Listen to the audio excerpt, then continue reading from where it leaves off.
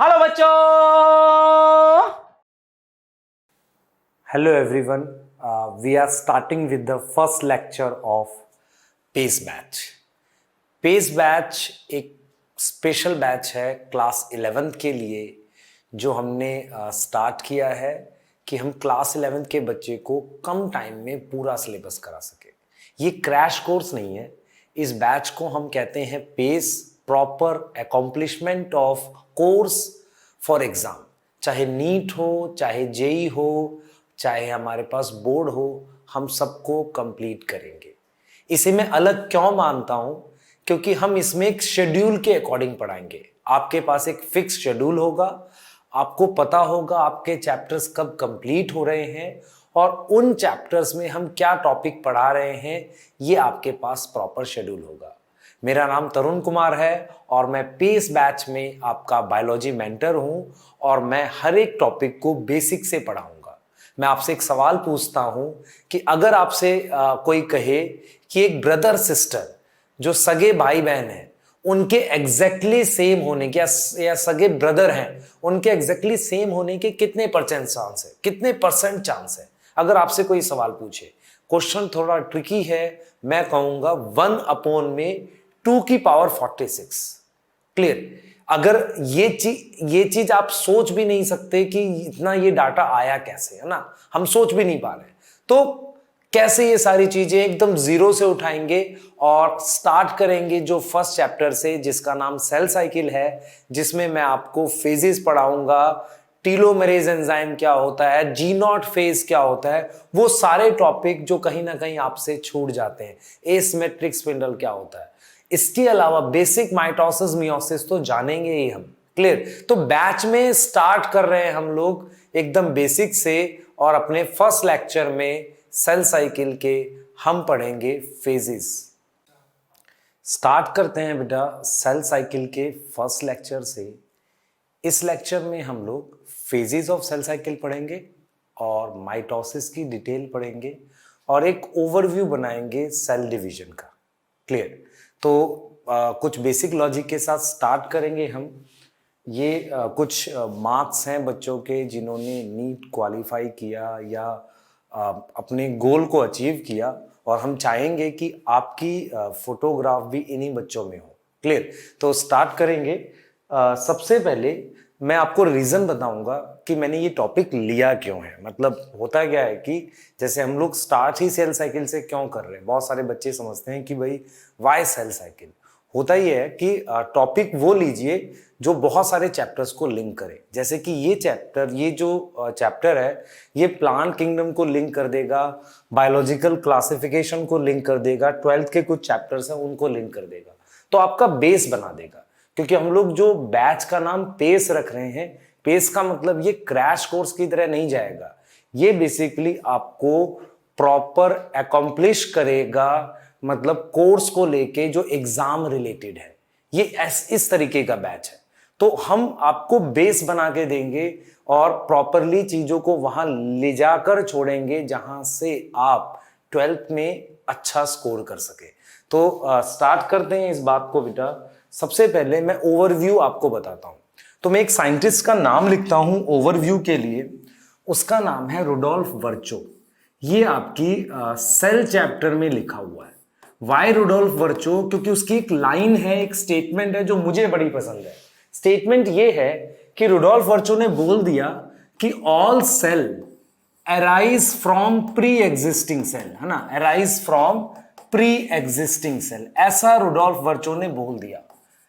Clear? अगर ऐसा उसने बोला बेटा, प्री एग्जिस्टिंग सेल, ऐसा रुडोल्फ वर्चो ने बोला, तो ये कहीं ना कहीं इस बात की तरफ इशारा कर रहा है या कहीं ना कहीं इस बात की तरफ पिन पॉइंट कर रहा है कि ऑल सेल जो हमारे पास हैं, ऑल सेल जो हमारे पास हैं वो एक तरीके से सेल डिवीजन का प्रोडक्ट है।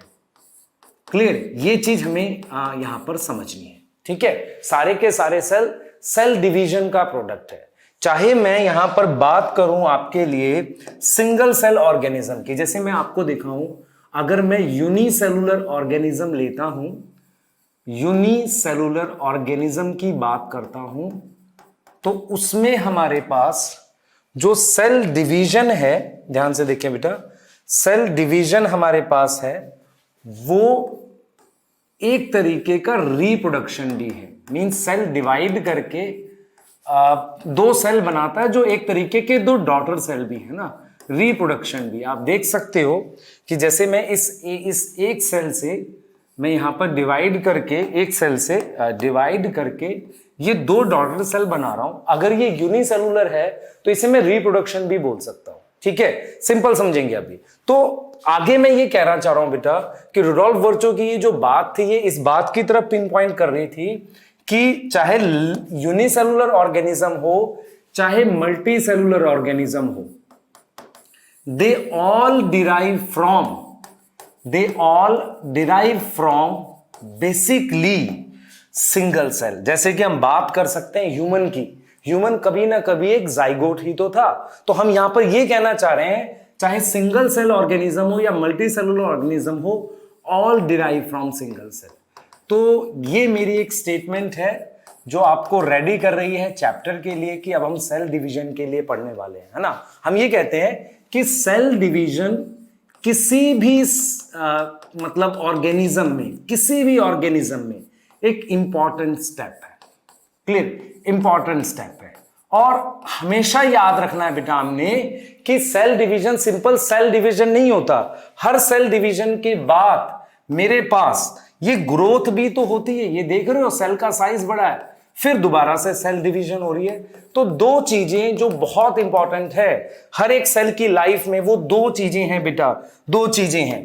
पहली हमारे पास है ग्रोथ और दूसरी हमारे पास है सेल डिवीजन। इस चैप्टर में हम लाइफ के इस एस्पेक्ट के बारे में बात करेंगे जिसको मैं सेल डिवीजन कह रहा हूं। क्लियर है हम कहां पढ़ने वाले हैं? ये तो क्लियर हो गया होगा हम क्या बात करने वाले हैं। अब एनसीईआरटी जो चैप्टर का नाम रखती है वो कहती है सेल साइकिल और सेल डिवीजन। तो सबसे पहले मैं सेल साइकिल को जानना चाह रहा हूं। तो मैं क्या करता हूं, एक सेल ले लेता हूं, ध्यान से सुनो बेटा, एक सेल ले लेता हूं, मुझे उस सेल में ग्रोथ दिख रही है। ये ग्रोथ हो गई बेटा, है ना। सेल में मेरे पास क्या हो गई, ऐसी ग्रोथ हो गई। जब सेल में मेरे पास ये ग्रोथ हो गई तो उसने ग्रोथ के बाद अपना डीएनए डबल कर लिया। अब आप पूछेंगे डीएनए क्या है बेटा? डीएनए एक थ्रेड होता है। बच्चे मेरे से पूछते हैं व्हाट इज डीएनए, तो मैं कहूंगा डीएनए एक थ्रेड है। अभी आप सिंपल समझो, 11th वाले बच्चे हो तो कहोगे डीएनए थ्रेड है। अगर आप ड्रॉपर और 12th वाले बच्चे को हो तो मैं कहूंगा डीएनए एक ऐसा केमिकल कंपाउंड है, या केमिकल कंपाउंड हम बोलेंगे। डीएनए हमारा एक ऐसा थ्रेड है जिसमें इंफॉर्मेशन स्टोर है टू मेक प्रोटीन, या हम ये बोल सकते हैं बेटा डीएनए में इंफॉर्मेशन स्टोर है इन फॉर्म ऑफ जीन, है ना, ऐसा कुछ बोल सकते हैं। तो डीएनए डबल हो गया। डीएनए डबल होने के बाद मान लो मैंने कहा कि इस सेल में डीएनए डबल हो गया, अब इसमें हमारे पास सेल डिवीजन होगी। तो आपको एक बात यहां पर क्लियर हो गई कि सेल डिवीजन से फिर मेरे पास ये दो सेल बन गए। तो हम जब भी कोई सेल ऑब्जर्व करेंगे तो इवेंट्स क्या आ रहे हैं हमारे पास, ग्रोथ, डीएनए डबल हो रहा है और सेल डिवीजन हो रहा है। तो फिर एनसीईआरटी कहती है कि लेट्स डिफाइन कर देते हैं सेल साइकिल को, है ना, डिफाइन कर लेते हैं। कैसे डिफाइन करेंगे सेल साइकिल को, ध्यान से सुनना। एनसीईआरटी कहती है कि सेल साइकिल की जो डेफिनेशन है वो ये है कि एक्चुअल में it is a sequential event. Sequential का मतलब एक प्रॉपर सीक्वेंस में हो रहा है इवेंट ऑफ क्या, डीएनए डुप्लीकेशन। पहले डीएनए डबल कर रहे हैं, देख रहे हो, उसके बाद हम क्या कर रहे हैं बेटा, उसके बाद हम उसके सेल के कॉन्स्टिट्यूएंट भी डबल कर रहे हैं, है ना। सेल के कॉन्स्टिट्यूएंट का मतलब क्या होता है, मेरा ये बोलना है आपके लिए कि बेटा देखो सेल के अंदर ऑर्गेनल्स भी हैं। ऑर्गेनल्स समझ में आता है, जैसे माइटोकॉन्ड्रिया वगैरह भी हैं, तो उनको भी डबल करके दोनों सेल में बांटना है। तो सेल के कॉन्स्टिट्यूएंट डबल करने हैं एंड फाइनली इवेंचुअली, फाइनली और इवेंचुअली का मतलब ये हुआ फाइनली डिवाइड करना है किसमें, इनटू टू डॉटर सेल। तो अभी तक की जो मैंने बातें बोली उसमें सिंपल आपने ये समझा कि सेल डिवीजन लाइफ का एक बहुत इंपॉर्टेंट पार्ट है, पहला पॉइंट। दूसरा, cell division simple cell division नहीं होती, उसके साथ कहीं ना कहीं ग्रोथ एसोसिएटेड है। क्लियर, यूनिसेलुलर ऑर्गेनिज्म होगा तो उसमें cell division is equal to reproduction, क्योंकि मेरे पास दो डॉटर सेल बनते हैं। मल्टी सेलुलर ऑर्गेनिज्म में सेल डिवीजन उस पूरे ऑर्गेनिज्म को बनाती है, रिपेयर का काम करती है। मान लो मेरे स्किन सेल हैंगे, स्किन सेल अगर अलग हो जाएंगे, मतलब इसमें से कुछ सेल्स हमेशा मर रहे हैं, तो उनको रिप्लेस करने का काम है ना, रिपेयर। मान लो चोट लग जाए, रिपेयर करना है। और मान लो हमें क्या करना है कि कुछ सेल्स हट गए, उसको रिप्लेस करना है, ग्रोथ करानी है, ये सारा कुछ। अगर मैं आपसे पूछूं, अगर मेरी अब हाइट नहीं बढ़ रही है तो क्या सेल डिवीजन रुक गई? आप कहेंगे नहीं रुकी। क्यों? क्योंकि सेल्स मर भी तो रहे हैं, उनको रिप्लेस करने का काम चल रहा है। समझ पा रहे हैं ये बातें? ठीक है बेटा, बेसिक्स एकदम क्लियर रखना है हमने, है ना। बेसिक्स किस पे बात कर रहे हैं, बिल्कुल क्लियर रखना है। अच्छा, ये मेरे पास एक डेफिनेशन हो गई, जिसके इंपॉर्टेंट पॉइंट क्या हो गए कि मैंने बोला कि एक तो ये सीक्वेंशियल है, मतलब सीक्वेंस के हिसाब से चल रहा है। दूसरा, इसमें डीएनए डबल हो रहा है, सही है।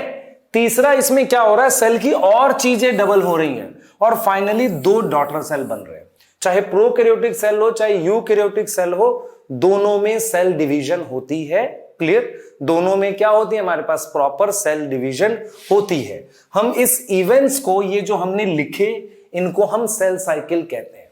अब कुछ बेसिक पॉइंट में जानना चाह रहा हूं सेल साइकिल के बारे में, मतलब जो मैंने अभी बात करी, तो कुछ उनके बेसिक पॉइंट क्या मेरे दिमाग में आए, मेरे दिमाग में कुछ बेसिक पॉइंट आए सेल साइकिल को लेकर, वो मैं जानना चाह रहा हूं। तो मैं कह रहा हूं बेटा ठीक है, कुछ बेसिक पॉइंट जानते हैं। सम बेसिक फीचर या पॉइंट ऑफ सेल साइकिल। भाई थोड़ा एडजस्ट आप करेंगे मेरी राइटिंग को लेके बेसिकली, है ना। ठीक है, फर्स्ट पॉइंट बेटा, फर्स्ट पॉइंट है, हम कहेंगे कोऑर्डिनेटेड इवेंट है। कोऑर्डिनेटेड, एनसीईआरटी लिखती भी है इसको बेटा। मैं जो बोलूंगा वो एनसीईआरटी में होगा भी, है ना। हम ऐसे नहीं बात करेंगे, वी जनरली फोकस एनसीईआरटी, है ना, तो उससे बेटर रहता है, आपको नीट में भी आएगा और आपके बोर्ड के लिए भी बहुत बेहतर रहेगा। ठीक है, तो कोऑर्डिनेटेड इवेंट का मतलब चीजें आपस में एक प्रॉपर सीक्वेंस में चलती हैं, किसके बाद क्या होगा, किसके बाद क्या होगा, ये सीक्वेंस में चलता है। मतलब डीएनए डबल किया, सेल डिवाइड करेगा, ऐसा नहीं कि डीएनए डबल किया 4 बार, डिवाइड किया 1 बार, ऐसा नहीं। दूसरा हम कहेंगे बेटा, ये अंडर जेनेटिक कंट्रोल है। अंडर जेनेटिक कंट्रोल, मैं एक एग्जांपल देता हूं आपको, मैं आपको एक एग्जांपल देता हूं। जैसे मान लो आप वॉशिंग मशीन होती है, वॉशिंग मशीन में एक टाइमर लगा रहता है, आप फिक्स कर देते हैं, इसके बाद होता रहता है। तो उसी तरीके का एक कंट्रोल हमारे पास सेल साइकिल में होता है। अगर ये कंट्रोल लॉस हो जाता है, बहुत सारे बच्चे पूछेंगे कि अगर ये कंट्रोल लॉस हो जाता है, क्योंकि कंट्रोल है ना, अगर कंट्रोल लॉस हो जाएगा, इफ कंट्रोल लॉस, तो क्या होगा, कैंसर हो जाएगा। Cancer, what is cancer? Cell divide कर रहा है बिना किसी कंट्रोल के, हो सकता है नहीं बात, ठीक है। तो हमने कहा कोऑर्डिनेटेड इवेंट, हमने कहा under genetic control. Clear, under genetic control ये हमने कहा। दूसरा हम ये बोल सकते हैं बेटा इसमें कि इसमें जो हमारे पास इवेंट्स है वो कोऑर्डिनेटेड है, जेनेटिक कंट्रोल है। डिपेंड करता है किस पे, depend on type of cell, कि यूकैरियोटिक है ना, यूकैरियोटिक है, प्रोकैरियोटिक है, छोटा सेल है, बड़ा सेल है, प्लांट सेल है, एनिमल सेल है। तो इन सब पे ये सेल साइकिल का मतलब इवेंट्स डिपेंड करते हैं। अब हमें क्या पढ़ना है, हम फेजेस के लिए पढ़ेंगे। तो हम क्या करते हैं, नॉर्मली पढ़ते वक्त एक दो चीजें ध्यान रखते हैं बेटा। हम पढ़ते वक्त क्या करते हैं, बीच बीच में एनसीईआरटी की लाइनें भी डिस्कस करते हैं, ताकि आपको वो चीज भी समझ आती है। तो देख लेते हैं एक बार लाइनें कौन सी है हमारे पास। तो जो लाइंस है हमारे पास एनसीईआरटी की, जैसे ये है, हम कह सकते हैं बेटा, देखो मैं बहुत आराम से एक एक लाइन नहीं पढ़ूंगा, क्योंकि मैं ऑलरेडी आपको समझाता हुआ जाऊंगा, है ना। मैं ऐसा नहीं कि लाइन पढ़ के समझाऊंगा, मैं पहले समझा दूंगा फिर लाइन पढ़ सकता हूं। क्लियर है ना ये बात? ठीक है, तो हम ये कह रहे हैं बेटा कि growth and reproduction are characteristic of cell. हर एक सेल में ग्रोथ और रिप्रोडक्शन होती है ना, और all cells reproduce by dividing into 2, ये सिंगल सेल की बात कर रहा है। और जो पेरेंटल सेल से 2 डॉटर सेल बनेंगे, क्लियर, और मतलब डिवाइड करके हर बार क्या बनेंगे, 2 डॉटर सेल बनेंगे। Cycle of growth and division allow single cell to form, मतलब मल्टी सेलुलर, मतलब आप समझो ना, हम लोग मिलियंस ऑफ सेल से बने हुए, या बिलियंस ऑफ सेल से बने हुए, या ट्रिलियंस ऑफ सेल से बने हुए। ये सब किससे बना है, एक जाइगोट से ही तो बना है। यही लाइनें तो बोल रहा है ये, ठीक है, नेक्स्ट हम लोग आगे बात कर सकते हैं बेटा, आगे बात कर सकते हैं। हम लोग क्या पढ़ेंगे अब, बेसिक्स ऑफ सेल साइकिल पढ़ेंगे और जो टॉपिक रहेगा हम फेजेस की बात करेंगे। बहुत इंपॉर्टेंट है, बहुत ध्यान से सुनेंगे सब लोग। देखिए हम कह रहे हैं, ध्यान से देखें बेटा, हम ये कह रहे हैं कि सेल साइकिल में हमारे पास कुछ चेंजेस होते हैं। ध्यान से सुनना, इसको जरा ऐसे सोचो, मान लो आप छोटे बच्चे थे, तो जब आप बड़े हो रहे हो, ठीक है, तो एज के एक फेजेस आ रहे हैं, चाइल्डहुड एज, एडल्ट एज, फिर हम लोग बोलेंगे मतलब ओल्ड एज आ जाएगी। ऐसे ही क्या होता है, सेल में सारे इवेंट्स हैं, उन इवेंट्स को मैं किस में डिवाइड करता हूं, फेजेस में। तो some changes is divided into phases, उनको हम किस में डिवाइड कर देते हैं, फेजेस। तो मैंने क्या किया, एक साइकिल की फॉर्म में बना लिया और मैंने दो फेजेस बताए मेनली। ध्यान से सुनना, मैंने दो फेजेस बताए। एक फेज का नाम मान लो मैंने रख दिया एस फेज और एक का नाम रख दिया मैंने एम फेज। ठीक है, एस का मतलब है सिंथेसिस, इसमें डीएनए डबल कर रहे हैं। ठीक है, इसमें क्या डबल कर रहे हैं, डीएनए डबल। बहुत ध्यान से देखना बेटा, आपको समझ आएगी बात। दूसरा, इसमें हम कर रहे हैं माइटोसिस। माइटोसिस का मतलब हम इसमें सेल डिवीजन कर रहे हैं। तो सबसे पहले आप ये समझो कि हमने क्या किया, दो फेजेस बना लिए। सेल की लाइफ में दो फेजेस बनाए, पहले एक एम फेज बनाया और एक एस फेज बनाया। ठीक है, एस एम फेज और एस फेज, ऐसे करके दो फेज बनाया ना, दो फेज बनाए, एम और एस। एम का मतलब माइटोसिस, एस का मतलब ये हुआ कि मैं क्या कर रहा हूंगा, एस में मैं डीएनए डबल कर रहा हूंगा। तो एम और एस के बीच के गैप को, मतलब यहां पर जैसे मैं इधर जा रहा हूं ऐसे, तो ये जो गैप है इसे जीवन कहते हैं। मतलब ये इसको ऐसे समझाता हूं। मान लो एक सेल है जो 24 आवर में डिवाइड करता है, तो वो अभी डिवाइड किया, जस्ट मान लो हम कहते हैं 10 AM डिवाइड किया। 10 AM डिवाइड करने के बाद उसने डीएनए डबल स्टार्ट करना स्टार्ट किया 2 PM पे। तो जो 4 घंटे का गैप लिया उसे हम कहते हैं जीवन। तो व्हाट इज जीवन, जीवन क्या है बेटा, आप समझो यहां पे, व्हाट इज जीवन, इट इज गैप है। गैप मतलब एक टाइम गैप है, गैप बिटवीन किसके बीच में, गैप बिटवीन हमारे पास, gap between M phase and S phase. देख रहे हो, सेल डिवाइड करने और डीएनए रेप्लिकेशन से पहले सेल ने जो गैप लिया उसको हम कह रहे हैं जीवन। पहले क्या माना जाता था कि जीवन में कुछ हो नहीं रहा है, लेकिन जब माइटोसिस, मैं आपकी बात नहीं कर रहा हूं कि आपके जीवन में कुछ नहीं हो रहा है, मैं यहां जीवन की बात कर रहा हूं। मैं ये कह रहा हूं बेटा कि जीवन जो हमारे पास है, जीवन फेज जो हमारे पास है, वो एक्चुअल में क्या है कि सेल जब डिवाइड किया और उसने डीएनए डबल स्टार्ट करना स्टार्ट किया, उसके बीच के गैप को जीवन कह दिया हमने। जीवन में सेल ग्रोथ करता है और एंजाइम काम करते हैं। ठीक है, हम ऐसा नहीं कह सकते कुछ नहीं हो रहा है, पर पहले पता नहीं चलता तो हम सिंपल उसको क्या लिख दिया हमने, गैप लिख दिया। ऐसे ही मेरे पास फिर G2 है। अब G2 फेज में अगर मैं कहूं it is gap between M और S, तो गलत। ये किसके बीच का गैप है, S और M, क्योंकि इस साइकिल में मेरे पास क्या है बेटा, डायरेक्शन है। तो इसको मैंने क्या नाम दे दिया, G2 फेज। G2 phase. तो व्हाट इज G2, आप ध्यान से सोचो, what is G2, gap between, किसके बीच का गैप है, गैप बिटवीन S फेज और M फेज। S फेज और M फेज के बीच का गैप है। S और M के बीच के गैप को हमने क्या बोला, G2 बोल दिया ना, G2 बोल दिया। ये चीज समझ आ गई आपको, S और M के बीच के गैप को हमने G2 बोला और M और S के बीच के गैप को G1 बोला। मैंने आपको एक चीज यहां पर अभी समझाई ये बेटा कि फेजेस जैसा कुछ नहीं होता, समझो इस बात को। फेजेस हमने बनाए हैं पढ़ने के लिए, है ना, तो जो चेंजेस हैं उनको हम फेजेस कहते हैं।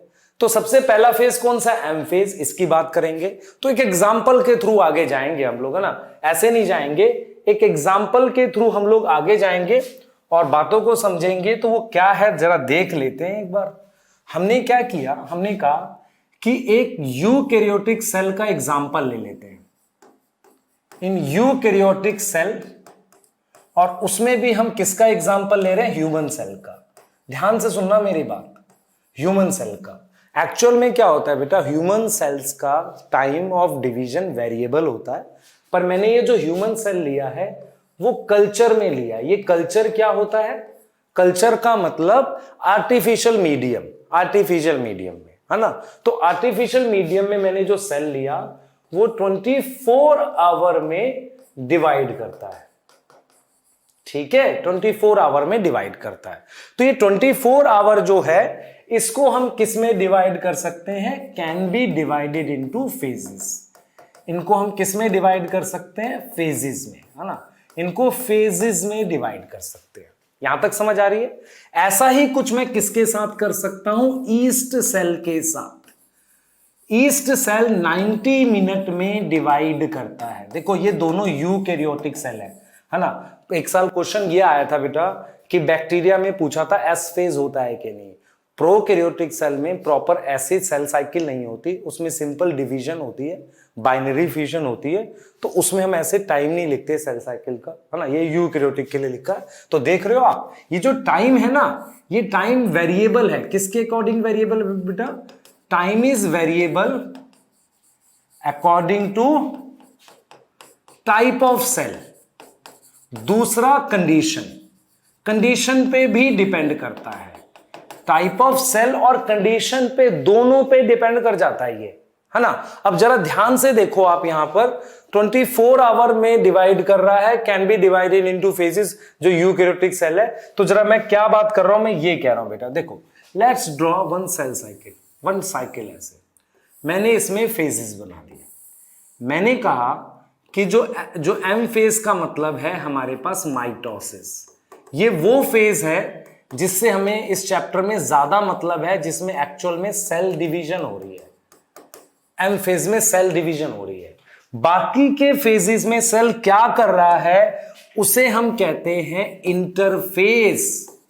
उसे हम क्या नाम देते हैं? इंटरफेज नाम देते हैं। बाकी के फेज में सेल क्या कर रहा है उसे हम क्या नाम देते हैं? इंटरफेज नाम देते हैं। समझ पा रहे हो? इंटरफेज में आएगा G1 S G2। इंटरफेज का मतलब एक बार सेल डिवीजन कंप्लीट हुई, ध्यान से सुनना जिन बच्चों को डाउट हो, एक बार सेल डिवीजन क्या हुई? कंप्लीट हुई, और फिर यहां पर नेक्स्ट सेल डिवीजन स्टार्ट हुई, है ना। नेक्स्ट सेल डिवीजन स्टार्ट हुई। तो ये जो गैप है हमारे पास, ये जो गैप है हमारे पास, कौन सा गैप? ये सेल डिवीजन खत्म करने से ये वाले को इंटरफेज कहते हैं। तो मैं सिंपल ये समझा रहा हूं कि फेजेस वगैरह कुछ नहीं होता था, हमने पढ़ने के लिए फेजेस बनाए। हमने दो इंपॉर्टेंट फेज की बात करते हैं, एम और एस, इसके बीच के गैप को G1, एस और एम के बीच के गैप को G2। हम कहते हैं कि सेल डिवीजन खत्म होने से लेके अगली सेल डिवीजन स्टार्ट होने के फेज को हम कहते हैं इंटरफेज। तो नाउ व्हाट इज इंटरफेज? हम लिख सकते हैं बेटा, इंटरफेज इज, हम लिखेंगे G1, S और G2। इन तीनों को मिला के हम इंटरफेस कहते हैं। और एनसीईआरटी इस बात को बोलती है सेल बहुत कम समय सेल डिवीजन में लगाता है, बाकी का सारा समय तैयारी में लगाता है। तो इंटरफेस एक्चुअल में क्या है? एक प्रिपरेटरी फेज है।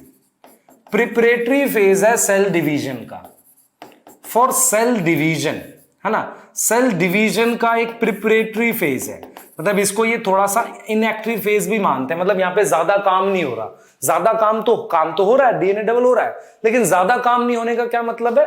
मैक्सिमम काम हमारे पास कहां हो रहा है? एम फेज में हो रहा है। इतनी बात समझ में आ गई? मैक्सिमम वर्क एम फेज में हो रहा है, तो उसके कंपैरिजन में इनमें ज्यादा काम नहीं हो रहा, इसलिए हम इसको एक रेस्टिंग फेज भी कहते हैं। एनसीईआरटी इसको नाम देती है, चेक करोगे, रेस्टिंग फेज। अब हम उस पॉइंट पर आ गए जहां पर हम डिटेल ऑफ फेजेस पढ़ेंगे। तो देखते हैं डिटेल क्या है फेजेस की, उनमें क्या चेंजेस हो रहे हैं, प्लॉइडी क्या होता है, अमाउंट क्या होता है, उन पे हम लोग बात करते हैं। डिटेल ऑफ फेजेस पढ़ते हैं। फेजेस की डिटेल में जो टॉपिक हमें पढ़ने हैं उनमें सबसे पहले मैं जो जानना चाहूंगा बेटा, मैं जानना चाहूंगा कि हर फेज में टाइम कितना लग रहा है, उनमें बेसिकली क्या चेंजेस आ रहे हैं, ठीक है, मतलब क्या चेंजेस आ रहे हैं, डिटेल का मतलब है चेंजेस क्या आ रहे हैं। तीसरा मैं एक बहुत इंपॉर्टेंट टॉपिक पढ़ूंगा, प्लॉइडी और अमाउंट, जिसमें हर 2-3 साल में नीट में भी क्वेश्चन आता है, ठीक है, तो उसको भी तो हमें करना है प्रॉपरली, तो वो भी मैं देखूंगा यहाँ पे। तो हम सबसे पहले बेटा, हम सबसे पहले ये देख रहे हैं कि जैसे मेरे पास ये एम फेज है, एम फेज के बाद जीवन है, तो अगर मेरे पास 24 आवर की साइकिल है, उसमें एम फेज सिर्फ 1 आवर का होता है। ध्यान से देखें बेटा इसे आप, एम फेज सिर्फ 1 आवर का होता है, ठीक है। हमारे पास जो जीवन फेज है वो 8 to 12 आवर का होता है, ठीक है। अगर मैं 24 आवर की साइकिल ले रहा हूं, ये सेल वाइज वेरी करता है, हर सेल का ऐसा नहीं होगा, तो 8 to 12 आवर का मतलब it is percentage wise around 33 to लगभग 45-50%, है ना, कुछ ऐसा टाइम ले रहा है टोटल टाइम का 24 आवर का। अच्छा, now we have S phase, S phase is 6 to 8 hour. आप देखो एस फेज में कितना टाइम लग जाएगा, 6 to 8 आवर अगर सेल साइकिल 24 आवर की है, और G2 फेज होता है 3 to 4 आवर। तो हम इसको लगभग 15% ले लेते हैं, क्योंकि अगर हमने अभी ईस्ट सेल भी पढ़ा था जहां पर 90 मिनट की साइकिल थी, तो depending on cell we can adjust, जो हम कर सकते हैं, परसेंटेज हमें पता होनी चाहिए। 6 to 8 में 25 से कितने परसेंट अप्रॉक्स, इसको हम लिख रहे हैं अराउंड 33%। तो ये टाइम है। अब यहां पर सबसे इंपॉर्टेंट चीज आपने क्या याद करनी है बेटा, क्योंकि हम टाइम की बात कर रहे हैं, सबसे इंपॉर्टेंट चीज आपको जो याद रखनी है यहां पर वो ये है कि जब हम टाइम को देख रहे हैं तो सबसे बड़ा टाइम वाइज फेज कौन सा है, जीवन, सही है, जीवन सबसे ज्यादा टाइम लेता है। उसके बाद हमारे पास है एस फेज, फिर हमारे पास है G2, और सबसे कम है हमारे पास एम फेज जो कि 1 आवर है, ठीक है। तो ये तीनों फेज मिलके 95% ऑफ टोटल टाइम लेते हैं। और यहां पर मैं आपको एक इंपॉर्टेंट चीज बताने जा रहा हूं बेटा, जो बहुत इंपॉर्टेंट है, वो ये है कि जो जीवन है वो सबसे ज्यादा वेरिएबल भी है। देखो मेरी बात समझो, हम ये पढ़ेंगे कि सबसे ज्यादा वेरिएबल इन टाइम कौन है, दैट इज जीवन। इसका रीजन अभी हम बात कर लेते हैं, ठीक है। तो टाइम वाइज में अगर जाऊं तो 24 आवर के हिसाब से मैंने इनको डिवाइड कर लिया। सबसे बड़ा फेज याद कर लो जीवन, सबसे शॉर्ट एम फेज, और इंटरफेज में सबसे बड़ा जीवन और इंटरफेज में सबसे छोटा G2। ये चीज समझ, इंटरफेज, व्हाट इज इंटरफेज, दो सेल डिवीजन के बीच का फेज, मतलब दो एम फेज के बीच के फेज को हम इंटरफेज कह रहे हैं। इतनी चीज समझ आ गई, आगे बात कर लेते हैं बेटा, आगे बात करते हैं। और हम लोग जो टॉपिक पे बात करेंगे वो करेंगे बेसिकली, हम जो डिस्कस करने वाले हैं बेटा, चेंजेस की बात करेंगे कि सेल में हमने टाइम की बात कर ली, हमने 24 घंटे में से मान लो इसको दिया 1 आवर, है ना, और बाकियों को हमने कितना कितना टाइम दिया, देखो इसको दिया हमने, जीवन को कितना दिया था, अभी देखो बेटा हमने 8 to 12 आवर दिया था, ठीक है। ये कितना दिया था एस को टाइम, हमने इसको 6 to 8 दिया था, और इसको 3 to 4 दिया था। ये हमने टाइम पे बात कर ली थी, ठीक है। अब मैं चाह रहा हूं कि हम लोग जो डिस्कस करें बेटा, वो डिस्कस करें चेंजेस, मतलब कौन से चेंजेस हो रहे हैं। ये बहुत इंपॉर्टेंट है, समझना है हमें कि कौन कौन से फेज में कौन से चेंजेस हो रहे हैं। जैसे सबसे पहले मैं जीवन की बात कर लेता हूं। जीवन, जीवन को हम कहते हैं ग्रोथ। जीवन में क्या होती है, हमारे पास ग्रोथ होती है ना, जीवन फेज में ग्रोथ हो रही, गैप है वहां ग्रोथ होती है, क्योंकि सेल जस्ट बना है। एम फेज के बाद जो सेल बना है उसका साइज बढ़ता है। साइज बढ़ने को हम कहते हैं कौन सी ग्रोथ, साइटोप्लाज्मिक ग्रोथ। बेटा एक एक लाइन पर नजर रखो, एनसीईआरटी रिलेट होगी, साइटोप्लाज्मिक ग्रोथ, ठीक है। अब मुझे ये बताओ ग्रोथ करने के लिए क्या चाहिए, आप कहोगे खाना चाहिए, तो मैं लिखूंगा फूड, पर मैं सिर्फ इसको खाना नहीं मानता, मैं इसको एक्सटर्नल फैक्टर मानता हूं, बाहरी फैक्टर, है ना। तो मुझे एक्सटर्नल फैक्टर चाहिए, समझ में आ रहा है, एक्सटर्नल फैक्टर चाहिए। फिर मैं कहता हूं इसके अलावा आपको क्या चाहिए, एंजाइम्स चाहिए, क्योंकि एंजाइम्स के बिना ग्रोथ नहीं होती है बेटा। एंजाइम ही तो चीजों को कन्वर्ट करके ग्रोथ लाएंगे। तो अगर कभी एंजाइम काम करेंगे तो मैं कहूंगा cell is metabolically active. Cell is metabolically active. तो यहां पर दो इंपॉर्टेंट पॉइंट आ गए आपके सामने। जीवन में ग्रोथ होती है, ठीक है, और सेल मेटाबॉलिकली एक्टिव होता है बिकॉज हमारे पास क्या चाहिए, मुझे एंजाइम चाहिए। और एंजाइम क्या होते हैं बेटा, एंजाइम्स आर प्रोटीन। तो अगर क्वेश्चन आए नीट में, देखो इस बात को, क्वेश्चन आए अगर नीट में कि जीवन फेज में प्रोटीन सिंथेसिस होती है तो आप कहेंगे यस। क्लियर, प्रोटीन सिंथेसिस होती है तो आप कहेंगे यस, सर ने बताया था, बिल्कुल सही। और प्रोटीन सिंथेसिस को 11th वाले बच्चे ऐसे समझो कि प्रोटीन बनाने का एक प्रोसेस होता है, जैसे जिसमें हम डीएनए से आरएनए बनाते हैं और आरएनए से प्रोटीन बनाते हैं। तो डीएनए से आरएनए बनाने वाले प्रोसेस को नाम लिखते हैं ट्रांसक्रिप्शन और ट्रांसलेशन। तो अगर सवाल थोड़ा सा और मुश्किल आ जाए जिसमें वो पूछे कि क्या ट्रांसक्रिप्शन हो रही है, ट्रांसलेशन हो रही है, तो आप कहेंगे यस, क्योंकि प्रोटीन बन रही है। प्रोटीन क्या है, एंजाइम है, और एंजाइम ही तो ग्रोथ करा रहा है। तो बिल्कुल सही बात।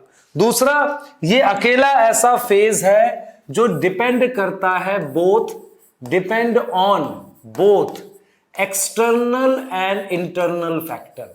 इंटरनल और एक्सटर्नल फैक्टर पर डिपेंड करता है।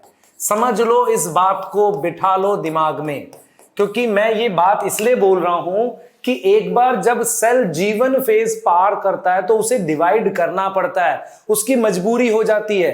तो ये वो एक फेज है, जहां पर सेल, मतलब जो सेल है वो बेसिकली डिपेंड करता है किस पे, इंटरनल फैक्टर्स पे as well as external factors पे।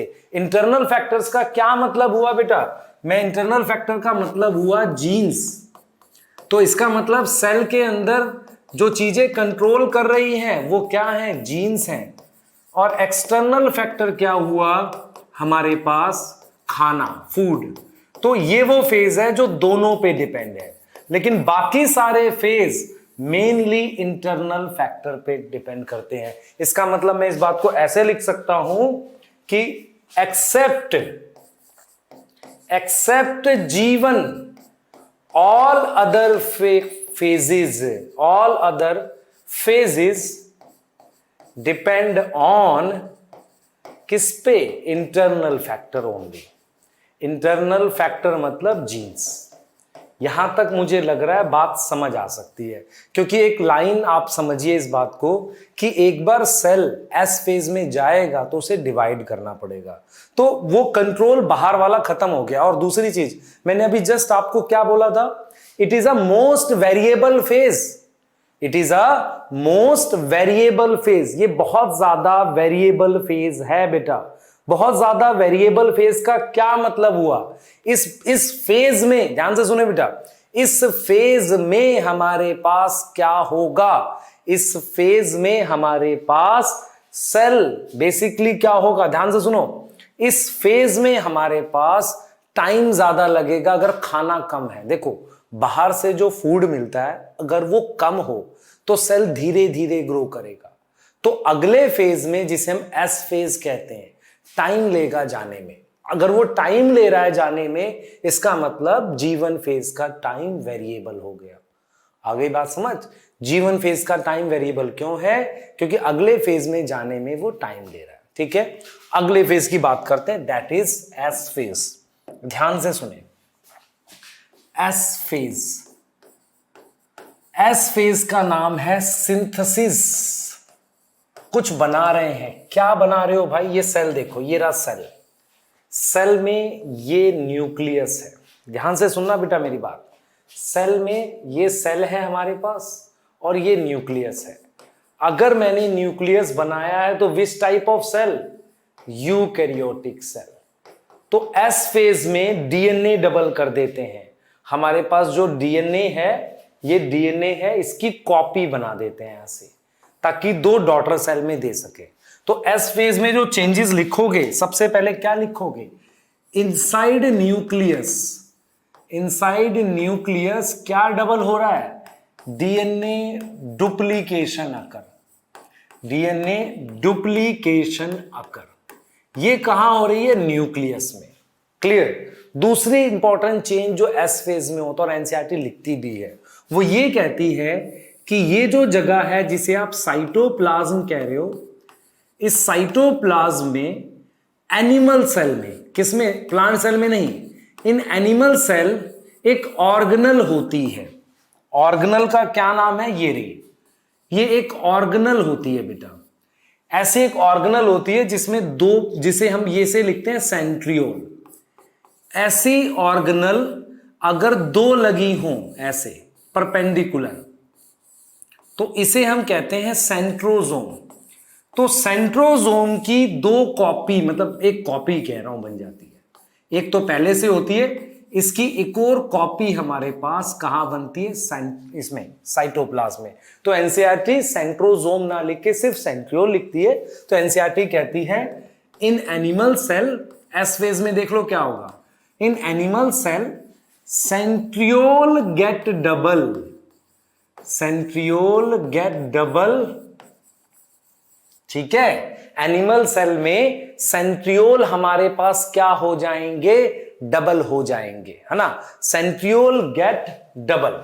एस फेज में सेंट्रियोल हमारे पास डबल हो जाएंगे। समझ आ रहा है? सेंट्रियोल डबल हो गए, ये चीज क्लियर है बेटा? सेंट्रियोल हमारे पास डबल हो गए, किसमें? एस फेज में। और कहां हुए? In cytoplasm. तो आपको चेंजेस याद करने हैं ना, चेंजेस याद करने, ये साइटोप्लाज्म में हुआ है।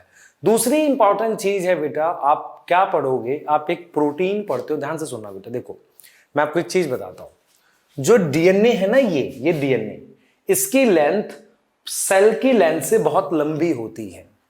मतलब डीएनए की लेंथ काफी बड़ी होती है हमारे पास। उतना बड़ा डीएनए सेल में जब रखते हैं तो उसको प्रॉपर पैक करना पड़ता है।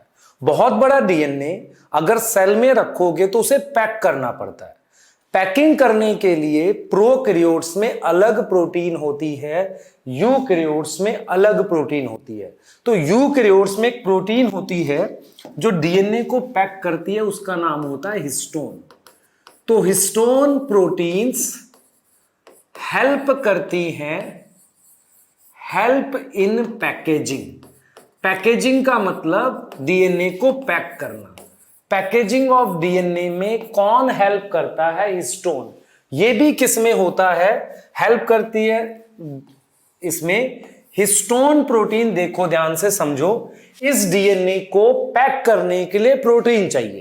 पहले से तो ये पैक था, लेकिन अब इसकी मैंने कॉपी बना दी, तो मुझे उस प्रोटीन की भी कॉपी बनानी पड़ेगी जिसके अराउंड ये पैक होता है। तो इसका मतलब हम यहां पर लिख सकते हैं histones get double in S phase. S phase में हिस्टोन प्रोटीन डबल हो जाएगी। समझ आया? हिस्टोन प्रोटीन एस फेज में डबल हो जाएगी। क्लियर हुआ कि नहीं? सोचो, समझ आ रहा है बेटा? तो हिस्टोन एक प्रोटीन है जो एस फेज में डबल हो जाएगी। दूसरा, अगर मैं एक सेल साइकिल प्रॉपरली ड्रॉ करूं आपके लिए, एक सेल साइकिल मैं आपके लिए इस तरीके से बना दूं, ठीक है, और उसमें मैं फेजेस लिख दूं, तो मैंने आपको ये बताया बेटा, मैंने आपको ये बताया दिस इज एम फेज, जिसमें डिवीजन हो रही है, जिसमें हमने कहा था सेल डिवीजन हो रही है। जस्ट रिवाइज कर रहे हैं आपके लिए। दिस इज जीवन। जीवन को हमने क्या बोला था बेटा? गैप किसके बीच का? Gap between M and S. ध्यान से सुनो, एम और एस क्यों लिखते हैं? क्यों लिखते हैं बेटा? बताओ, why M and S? Because cell cycle में ऐसे डायरेक्शन है। तो एम और एस के बीच के गैप को जीवन कहते हैं। इस जीवन में होने वाले चेंज क्या होंगे? ग्रोथ होगी, मेटाबॉलिकली एक्टिव होगा, और उसके लिए मुझे क्या चाहिए? सोचो, इसके लिए मुझे क्या चाहिए बेटा? एंजाइम, है ना? तो ट्रांसक्रिप्शन होगी। क्या होगी? ट्रांसक्रिप्शन होगी, ट्रांसलेशन होगी, और सबसे इंपॉर्टेंट बात कि ये जो फेज है इट इज मोस्ट वेरिएबल, समय को लेकर काफी वेरिएबल है। ठीक है, समय को लेकर काफी वेरिएबल है। अब मेरी बात सुनो ध्यान से, देखो मेरी नॉर्मल लाइफ में जैसे मैं बात करता हूँ, कई बार कई पोल्यूटेंट मेरे सामने है। What is pollutant? जो पोल्यूशन कर सकते हैं या कोई ऐसी हार्मफुल, मान लो मैं गया हॉस्पिटल गया तो किसी वजह से यहाँ पर एक्सरे पड़ गई, एक्सरे रूम के बाहर खड़ा था मैं, तो ऐसे एक्सरे पड़ गई, मैं एक्सरे कराने गया तो स्किन सेल पे एक्सरे पड़ी तो उसमें म्यूटेशन हो गया, है ना। म्यूटेशन मतलब डीएनए पे बदलाव हो गया। तो मैं ये कहना चाह रहा हूं आपको कि कोई मान लो डीएनए आपके पास है, इस डीएनए में हमारे पास कुछ बदलाव हो गए, बदलाव मतलब चेंजेस हो गए, ऐसे कुछ चेंजेस हो गए, और हम ये समझते हैं कि जो चेंजेस हुए हैं वो डीएनए में हुए हैं, उन्हें हम नाम दे देते हैं म्यूटेशन। तो मैंने ये बोला कि इस डीएनए में म्यूटेशन हुआ है, ठीक है, लेकिन ये म्यूटेशन हार्मफुल होती है। नॉर्मली बदलाव जो होते हैं ऐसे जो अचानक से हो, देखो what are mutation? Any sudden, sudden मतलब अचानक से होने वाला चेंज डीएनए में, ये म्यूटेशन होने से कुछ मतलब प्रॉब्लम हो सकती है। तो सेल क्या करता है? सेल जीवन फेज में ही डिसाइड करता है कि डीएनए को वापसी से करेक्ट किया जाए। मतलब अगर डीएनए में कोई म्यूटेशन हुई है तो एक तरीके से डीएनए को क्या किया जाए? रिपेयर किया जाए। नहीं, रिपेयर करने का क्या मतलब हुआ बेटा? डीएनए को अगर आप रिपेयर नहीं करोगे तो फिर गलत डीएनए की कॉपी बन जाएगी ना। जो आपके पास कॉपी बनेगी एस फेज में वो कैसी होगी? वो ऐसी कॉपी होगी बेटा जो डीएनए गलत है, कुछ उसमें मिस्टेक है, वो कॉपी बन जाएगी। मुझे वो नहीं करना। तो जीवन फेज में हम एक चीज लिख सकते हैं, डीएनए डैमेज रिपेयर। तो देखो थोड़ा लेवल बढ़ा दिया ना, एक स्पेशल बात बता दी जो एनसीईआरटी में नहीं है, बहुत प्रीवियस ईयर में कभी कुछ क्वेश्चंस आते थे उनसे रिलेट हो गया, है ना। तो एक स्पेशल बात बता दी कि डीएनए को एस फेज में तब तक नहीं भेजेंगे जब तक डीएनए डैमेज रिपेयर ना हो जाए। अब हम क्या कर रहे हैं? एस फेज में ये जो डीएनए है, एस फेज में ये जो डीएनए है, इस डीएनए को डबल करते हैं। समझो ये कब करते हैं हम लोग? एस फेज में डीएनए डबल कर रहे हैं ना, हम एस फेज में डीएनए डबल कर रहे हैं। डीएनए डबल हम कहां कर रहे हैं? हमने कहा न्यूक्लियस में, पर साइटोप्लाज्म में हम क्या कर रहे हैं? इसको डबल कर रहे हैं, सेंट्रियोल को। ये बताया था, सेंट्रोजोम एक तरीके से। तो सेंट्रियोल कहां डबल कर रहे हैं? हम एस फेज में ही कर रहे हैं लेकिन साइटोप्लाज्म में, एनिमल सेल में। ऐसा एनसीईआरटी लिखती है, ठीक है, क्लियर। दूसरी बात, जैसे ही डीएनए रेप्लिकेशन कंप्लीट होता है सेल ऑटोमेटिकली G2 में आ जाता है। G2 क्या है? हमारे पास गैप है। कौन सा गैप है बेटा? गैप बिटवीन किसके बीच का? S and M। ध्यान से सुनना बेटा, M और S के बीच में ये है, S और M के बीच में ये है। अगर मैं आपको ध्यान से ये बात समझा पाऊं, G2 फेज में वो सारी प्रिपरेशन करेंगे सेल डिवीजन की। डीएनए तो हमने ऑलरेडी डबल कर लिया लेकिन कुछ प्रिपरेशन बाकी होती है। तो सेल क्या करता है? अगर मैं चेंजेस लिखूं G2 के आपके लिए, अगर मैं बेटा हम चेंजेस लिखें जो मैं यहां पर आपको दिखा भी सकता हूं कि अभी मैं दिखा रहा हूं इस बात को कि G2 की अगर हम बात करें तो G2 में क्या होगा? G2 में क्या होगा? सेल प्रिपेयर करेगा, प्रिपेयर फॉर एम फेज। कैसे? कुछ प्रोटीन्स चाहिए होती है, मतलब देखो सेल को डिवाइड करना है, सेल डिवीजन एक प्रोसेस है। किसी प्रोसेस को कराने के लिए वी रिक्वायर सम प्रोटीन्स। जैसे कि एक प्रोटीन का नाम ले रहा हूं जो स्पिंडल फाइबर बनाता है, हम बताएंगे वो क्या होता है। तो एक प्रोटीन है जिसका नाम है ट्यूबुलिन। तो ये ट्यूबुलिन प्रोटीन वो कब फॉर्म होगी? वो फॉर्म होगी इन G2 फेज। तो सेल प्रिपेयर कर रहा है भाई, है ना, सेल प्रिपेयर कर रहा है डिवाइड करने से पहले, थोड़ी बहुत बची हुई प्रिपरेशन इसमें। दूसरा मेरे पास बेटा G2 में कुछ ऑर्गेनल्स डबल हो जाती हैं। मेरी बात समझना ध्यान से, आप अगर सेल चैप्टर पढ़ोगे वहां माइटोकॉन्ड्रिया में लास्ट लाइन लिखी है कि माइटोकॉन्ड्रिया डिवाइड बाय फिजन, है ना, सेल चैप्टर में। तो मैं ये समझता हूं कि कुछ ऑर्गेनल ऐसी हैं जिनका अपना डीएनए है, जैसे कि माइटोकॉन्ड्रिया और क्लोरोप्लास्ट। उनकी डिवीजन हम नॉर्मली G2 फेज में करते हैं। तो G2 फेज में हम क्या करते हैं, ऑर्गेनल्स भी डबल करेंगे और ग्रोथ कंटिन्यू रहेगी, ग्रोथ होगी। अगर ग्रोथ होगी तो मैं बोल सकता हूं कि ये भी एक तरीके से इसमें भी ट्रांसक्रिप्शन और ट्रांसलेशन होगी। What is transcription? डीएनए से आरएनए बनाना। What is translation? What is transcription? DNA से आरएनए बनाना। What is translation? ट्रांसलेशन क्या है? आरएनए से प्रोटीन बनाना।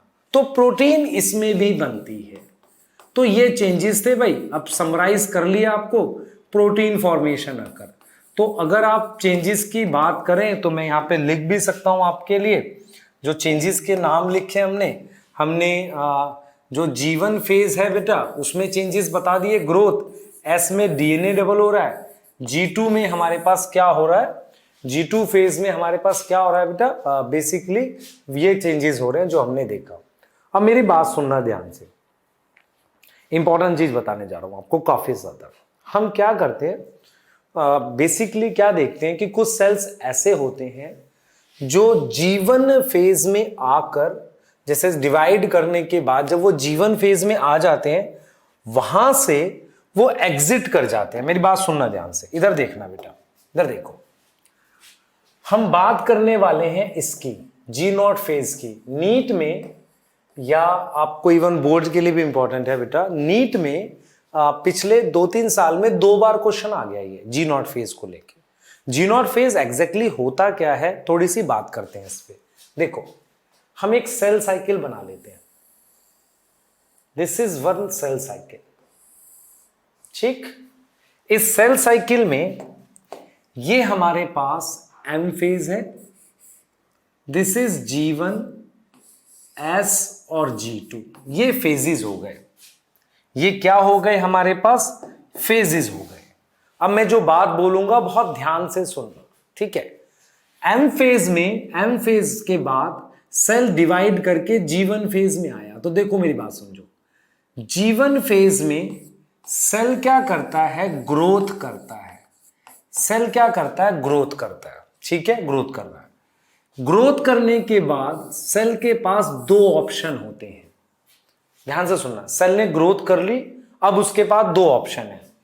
या तो वो एंटर करे किसमें, एंटर इनटू एस फेज, देख रहे हो, यहां चला जाए एंड डिवाइड करे। क्या करे, डिवाइड करे। एक ऑप्शन तो ये है। दूसरा ऑप्शन ये है कि सेल क्या करे बेटा, सेल परमानेंट हो जाए। परमानेंट का मतलब होता है सेल डिफरेंशिएट हो जाए। व्हाट इज डिफरेंशिएट होना, जैसे मान लो स्किन सेल है, स्किन सेल का रोल फिक्स है, ठीक है, हमने कहा डिफरेंशिएट हो सकता है, ठीक हो गई बात। अब क्या कर सकते हैं, एक ऑप्शन ये होता है कि G1 फेज से सेल जो है हमारे पास, G1 फेज से सेल क्या करे, G1 फेज से, ध्यान से देखेंगे बेटा, सेल G1 फेज से क्या करेगा हमारे पास, वो एक फेज में जाएगा जिसे G0 फेज कहते हैं। तो एक तरीके से वो सेल साइकिल एग्जिट कर देगा। एग्जिट सेल साइकिल का मतलब ये हुआ, देखो एग्जिट करने का मतलब ये हुआ, वो एस फेज में नहीं जाएगा, ना वो परमानेंट होगा। समझ पा रहे हो, एग्जिट का क्या मतलब हुआ, वो किस में एंटर नहीं करेगा, not enter into S phase, और वो क्या हो जाएगा, एंटर नहीं करेगा एस फेज में, और ना वो क्या होगा बेटा, नॉट बिकम परमानेंट, परमानेंट भी नहीं होगा। है ना, एक फिक्स सेल की तरह काम नहीं करेगा।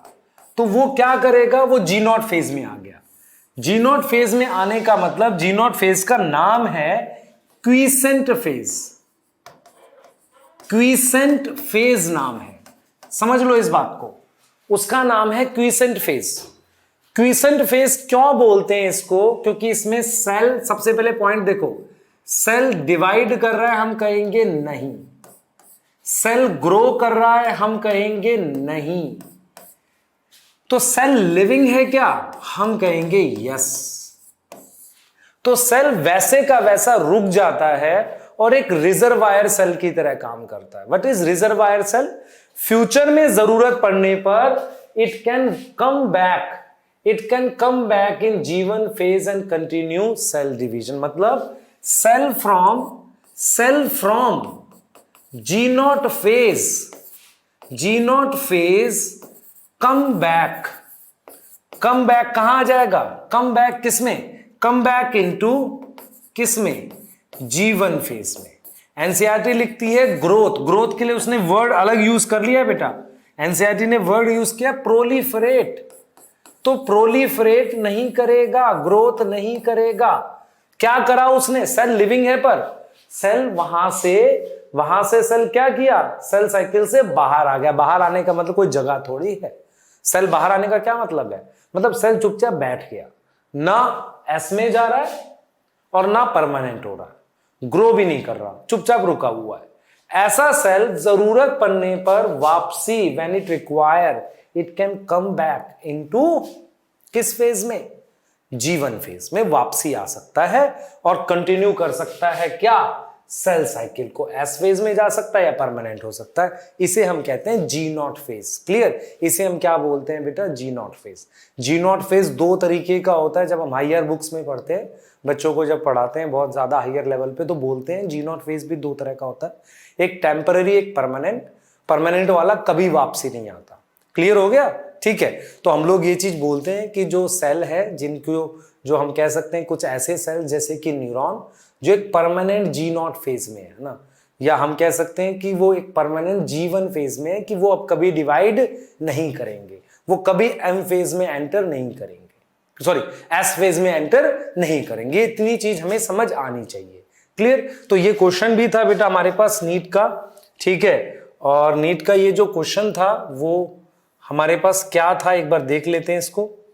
जो क्वेश्चन था बेटा वो ये था नीट 2020 में। क्वेश्चन ये था कि कुछ सेल्स हैं जो एग्जिट करते हैं सेल साइकिल और एंटर करते हैं इनएक्टिव स्टेज में। इनएक्टिव समझ आ रहा है, ग्रोथ नहीं कर रहे, उसको हम कहते हैं quiescent stage. This process occur at end of. अब बच्चों को डाउट था कि M मार्क करें कि G1 मार्क करें, तो M से वो एंटर कर गया था G1 में, वो गया कहां से था, G1 से, है ना, वो गया कहां से, G1 से। तो इसका मतलब आंसर इसका क्या मार्क करना था, G1। ये क्लियर हो गया। तो occur at the end of G1 ये हमें मार्क करना था, ठीक है। इस तरह के क्वेश्चंस बेटा आते हैं नीट में हमारे पास, या आप एक दो क्वेश्चन और देख सकते हो। सेल साइकिल के इवेंट 2019 का क्वेश्चन है हमारे पास, जिसमें करेक्ट इवेंट पूछा हुआ है, देख सकते हैं आप लोग। एस के बाद मान लो यहां पे मैं G1 G2 ये तो नहीं है ना, क्लियर, G1 G2 ये भी नहीं है। G1 के बाद S आ सकता है, फिर क्या आएगा, G2 और M, ठीक है, क्लियर, ये भी गलत है ना। तो सीक्वेंस आप देख रहे हो, ये वाला ज्यादा ठीक है। तो आप समझो आसान क्वेश्चन, बिल्कुल इजी क्वेश्चन है ये। तो ऐसे इजी भी आ सकते हैं और थोड़ा सोचने के भी आ सकते हैं, क्योंकि बहुत सारे बच्चे क्या करते हैं बेटा, कुछ क्वेश्चंस गलत भी करते हैं, ठीक है, क्लियर। अब देखो एक क्वेश्चन ये था हमारे पास जो हमने पार्ट पढ़ा, उससे रिलेटेड, डीएनए सिंथेसिस किस फेज में होती है, देख लो आप। तो डीएनए सिंथेसिस हम किस फेज में करते हैं, एस फेज में, ठीक है। और ये मेरा मानना भी है कि बोर्ड से नीट ज्यादा दूर नहीं है। अगर आप एनसीईआरटी पढ़ते हो तो बोर्ड और नीट में बहुत डिफरेंस नहीं है। बच्चे एक बहुत मतलब डिफरेंस क्रिएट कर देते हैं, चीजें बहुत आसान है, अगर हम करना चाहें तो कर सकते हैं बेटा, इसको पॉसिबल है करना। क्लियर, ये चीज समझ आ रही है। तो ऐसे क्वेश्चंस आते हैं बेटा, जैसे एस फेज को पूछा हुआ है, क्लियर, ये चीज मैं अभी आपको डिस्कस भी करने वाला हूं, अमाउंट और प्लॉइडी को लेके, क्लियर। डीएनए रेप्लिकेशन हो रहा है हमारे पास किसमें, एस फेज में, ये कर सकते हैं, क्लियर। तो हम लोग अब डिस्कस करते हैं फटाफट से एक टॉपिक जो हम लोग बात करेंगे अमाउंट और प्लॉइडी पे, है ना। क्लियर, अमाउंट और प्लॉइडी पे हम लोग बात करने वाले हैं, ठीक है। ये स्लाइड देख लेते हैं। जी नॉट फेज को हमने बता दिया है लगभग आपको जी नॉट के बारे में। तो जी नॉट को हम कौन सा फेज मानते हैं? क्वीसेंट, है ना। आप देख रहे हो जीवन से ही हम निकाल रहे हैं इसको। तो जी नॉट फेज जो है उसको हम क्या मानते हैं? जी नॉट को क्वीसेंट कहते हैं। यही चीज पढ़ा ना हमने। और क्वीसेंट फेज में हमने क्या देखा बेटा? ग्रोथ नहीं हो रही है, प्रोलिफरेट नहीं हो रहा है, ना सेल परमानेंट हो रहा है। ये बातें दिमाग में बिठा लो अपने, ठीक है। क्लियर। और हम लोग बेटा बीच बीच में क्वेश्चंस पूछते रहेंगे आपसे, जैसे जीवन और जी नॉट में डिफरेंस। तो जीवन में ग्रोथ हो रही है और जी नॉट में क्या हो रही है? ग्रोथ नहीं हो रही है ना। क्लियर। ये आपके सामने है कि मैं कुछ सवाल आपसे हमेशा पूछता रहूंगा क्वेश्चंस। जी नॉट में ग्रोथ नहीं हो रही है, ठीक है ना। ग्रोथ नहीं हो रही, ये एक डिफरेंस है हमारे पास जी नॉट और इसमें। और इसमें बेटा अगर आप देखो सेल एक्टिव है यहां पर, तो ये एक तरीके की इनएक्टिव स्टेज है। पर अगर मैं सिमिलैरिटी की बात करूं तो दोनों लिविंग है, दोनों हमारे पास क्या है? Both cells are living. Clear. अब हम उस पॉइंट पर हैं जहां पर एक टॉपिक पढ़ने वाले हैं जिसे हम कहते हैं अमाउंट ऑफ डीएनए, है ना। ये बहुत इंपॉर्टेंट टॉपिक है और बच्चों को काफी प्रॉब्लम होती है, तो इस पे एक बार डिस्कस करते हैं। मैं दो चीजें बताने वाला हूं आपको, अमाउंट और प्लॉइडी। ये वो टॉपिक है जो आपको माइटोसिस और मियोसिस का बेस बना देगा। अगर आपको ये समझ नहीं आया तो माइटोसिस समझ नहीं आ सकती, आपको सुपरफिशियल समझ आएगा लेकिन प्रॉपर रियल सेंस में समझ नहीं आएगी। सबसे पहले समझो अमाउंट का क्या मीनिंग है। क्लियर। अमाउंट को समझो, ध्यान से देखना, बहुत इंपॉर्टेंट है। देखो मैं यहां पर फेजेस लिख रहा हूं, this is M, this one is G1, S और G2।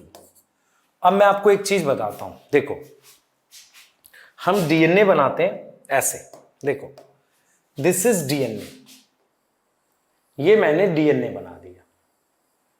डीएनए की कंडेंस फॉर्म को क्रोमैटिन कहते हैं। तो डीएनए एक थ्रेड होता है, उसकी कंडेंस फॉर्म को हम क्रोमैटिन कहते हैं, है ना। और जो क्रोमैटिन होता है उसके साथ कुछ प्रोटीन्स भी जुड़ी हुई होती हैं, जैसे मान लो मैंने कुछ प्रोटीन्स हेल्प कर रही है, चलो ठीक है। उसके बाद मैं इसको फर्दर कंडेंस करता हूं तो एक स्ट्रक्चर बनाता हूं जो कंडेंस स्ट्रक्चर है, जो माइक्रोस्कोप में इजीली विजिबल होगा, उसे हम नाम देते हैं क्रोमोसोम। उसे हमने क्या नाम दे दिया? क्रोमोसोम नाम दे दिया। इतनी चीज समझ आ गई, ठीक है। अब मेरी बात सुने, सबसे पहले आपको यह सीखना है कि सिर्फ एम फेज में क्रोमोसोम विजिबल है। अगर क्रोमोसोम दिखते हैं तो किस फेज में दिखेंगे? सिर्फ एम फेज में। बाकी जगह देखो मैं क्रोमोसोम बना दिए, ऐसे क्रोमोसोम बना दिए, एम फेज में दिख रहे हैं। बाकी जगह डीएनए थ्रेड की फॉर्म में होता है जिसे क्रोमैटिन कहते हैं। तो सबसे पहला पॉइंट आपने क्या याद किया कि आपको क्रोमोसोम सिर्फ किस फेज में दिखेंगे? सेल साइकिल के किस फेज में दिखेंगे? बताओ जल्दी से, किस फेज में दिखेंगे? हम कहेंगे किस में? एम फेज में। अगर मैं आपको ये बात पूछूं तो आप ये भी कह सकते हो कि 24 घंटे में से सिर्फ 1 घंटे क्रोमोसोम दिखेंगे। याद आई मेरी बात? कैसे बोल रहा हूं मैं ये? 24 आवर क्या था? 24 आवर की सेल साइकिल थी, 1 घंटे का एम फेज था। तो क्रोमोसोम मुझे किस फेज में दिखेंगे? सिर्फ एम फेज में। तो 24 आवर में से सिर्फ 1 आवर दिख सकते हैं। इसीलिए माइक्रोस्कोप में जब हम अनियन की टिप लेके स्लाइड बनाते हैं तो क्रोमोसोम दिखने के चांस बहुत कम होते हैं, क्योंकि सेल भले ही डिवाइड हो रहा हो पर 24 घंटे में से सिर्फ 1 घंटा ऐसा है जब क्रोमोसोम दिख सकते हैं। मतलब ये बात आपको एक लॉजिकल तरीके से सोचनी है, क्योंकि बायो सिर्फ रटनी नहीं है बेटा, लॉजिकल थिंकिंग डेवलप करनी है, तभी बायो आपकी इंप्रूव होगी, आपको चीजें समझ आएंगी। क्लियर? क्लियर? यहां तक देखो बेटा। तो मैंने पहला पॉइंट यहां पर यह सीखा कि क्रोमोसोम विजिबल ओनली इन ध्यान से सुने, chromosome visible only in which phase? Only in M phase. Clear? M phase, ठीक है। क्रोमैटिन हमारे पास विजिबल होगा किसमें? विजिबल इन G1, S और G2, इतना पॉइंट याद करना है हमें पहले, ठीक है। इतनी बात पहले हमें समझ लेनी है कि G1S G2 में मुझे क्या दिखेगा, क्रोमैटिन। क्रोमोसोम मुझे किस में दिखेगा, सिर्फ M फेज में दिखेगा। इतनी चीज हमें समझ आनी चाहिए। और हम ऐसा करते क्यों है, M फेज में सेल डिवाइड करने वाला है, उससे पहले उसका हमें डीएनए डिवाइड करना होता है, और डीएनए को क्रोमोसोम की फॉर्म में डिवाइड करना ज्यादा इजी है एज कंपेयर टू थ्रेड की फॉर्म में। ये वाला लॉजिक ठीक लग रहा है? अगर आप देखो, मान लो आपके पास वो है, ऊन है, वूल है, उससे आपने स्वेटर बना दिया। स्वेटर को बीच में से काट दो, दो पार्ट बनाने आसान है, लेकिन ऊन है, वूल ऐसे उलझा हुआ है ना, एंटेंगल है, आपस में उलझा हुआ है, उसको दो पार्ट में डिवाइड करना मुश्किल काम है, डिफिकल्ट है ना। क्लियर? ये बात समझ पा रहे हैं? चलो आगे की बात करते हैं हम लोग बेटा। आगे की बात करेंगे हम, ये देखेंगे, अगर आपको ये बात समझ आ गई है तो आपको ये समझना है बेटा अब कि मेरे पास जो ये M फेज था, ये मेरे पास G1 था, ये S था और ये G2 था, ठीक है।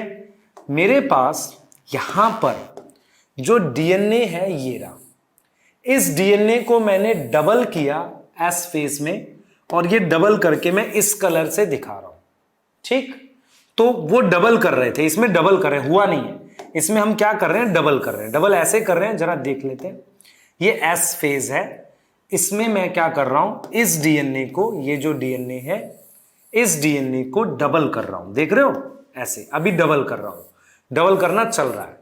तो यहां आते आते तक इस फेज में डीएनए डबल हो जाएगा, ऐसे हमारे पास डीएनए डबल हो गया, डीएनए डबल हो गया, ठीक। तो हम क्या करते हैं, हम एक रिप्रेजेंटेशन करते हैं इसको क्रोमोसोम को लेके, बहुत ध्यान से सुनना, हम क्रोमैटिन को लेके, हम जो G1 फेज का क्रोमैटिन है उसके अमाउंट को, उसके क्रोमैटिन के अमाउंट को 2C लिखते हैं। क्या लिखते हैं, 2C। तो अगर मैं ध्यान से देखूं तो यहां पर मेरे पास 2C है, देख रहे हो। अगर मैं G1 के लास्ट में देखूं तो मेरे पास अमाउंट कितना है, 2C। अब ध्यान से देखेंगे, ये 2C से अमाउंट इंक्रीज हो रहा है, इंक्रीज होके यहां पर ये 4C हो गया। अगर मैं इस थ्रेड को 2C मानूं तो अब अमाउंट डबल होके कितना हो गया, 4C। समझ पा रहे हो, ये दोनों मिला के 4C हो गया। क्लियर है? अमाउंट डबल होके 4C हो गया, 4C यहां है, और फिर यहां से आप देखो यहां तक 4C है। इसका मतलब मैं अगर आपसे बोलूं G2 फेज में अमाउंट 4C रहता है, G1 फेज में अमाउंट 2C रहता है, S फेज में अमाउंट चेंज होता है, और जब M फेज में सेल डिवाइड करेगा तो दो सेल बनेंगे, दोनों सेल में डीएनए का अमाउंट क्या होगा, 2C 2C। देख पा रहे हो? तो मैंने ये बोला यहां आपको क्रोमैटिन दिखेंगे, ये 2C है, जो यहां पर 2C दिखा रहे हैं, ये डबल होके क्या चला गया, 4C। यहां पर 4C रहेगा क्योंकि डबल हो चुका है, फिर डिवाइड करके दोनों सेल में 2C 2C। इस बात को हम ऐसे देख सकते हैं, इस बात को हम ऐसे देख सकते हैं, मैं दो फेजेस लिख रहा हूं, ध्यान से सुनेंगे। मैं एक लिख रहा हूं, ध्यान से देखें, G1। तो G1 में अमाउंट 2C है, जो मैं इस थ्रेड की बात कर रहा हूं। ये अमाउंट G2 में कितना हो गया, 4C। 4C का मतलब मैं इसकी बात कर रहा हूं, 4C का मतलब मैं इसकी बात कर रहा हूं, ये हो गया। तो G1 से अमाउंट G2 में कितना आ गया, 4C आ गया। समझ आ रहा है? 2C का अमाउंट 4C आ गया यहां पर, ठीक है, G1 से G2। तो इससे हमने क्या करा, इस फेज को नाम दिया हमने S फेज। तो हम ये लिख सकते हैं बेटा कि G1 एंड G2 में अमाउंट कांस्टेंट है, कांस्टेंट का मतलब नहीं बदलता।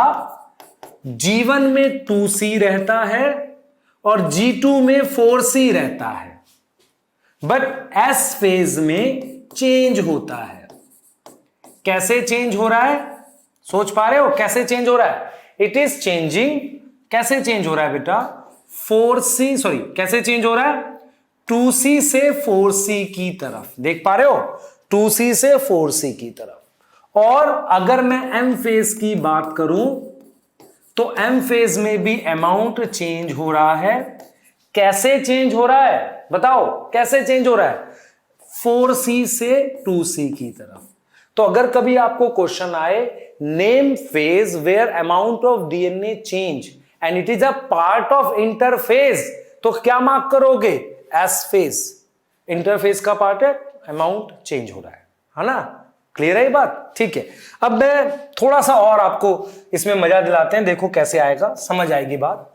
मान लो चलो एक ग्राफ बना लेते हैं, एक ग्राफ बना लेते हैं, ठीक है? ग्राफ बनाते ही चक्कर आने लगते हैं, नहीं ध्यान से सुनना, इंपॉर्टेंट बात बताएंगे, ठीक है?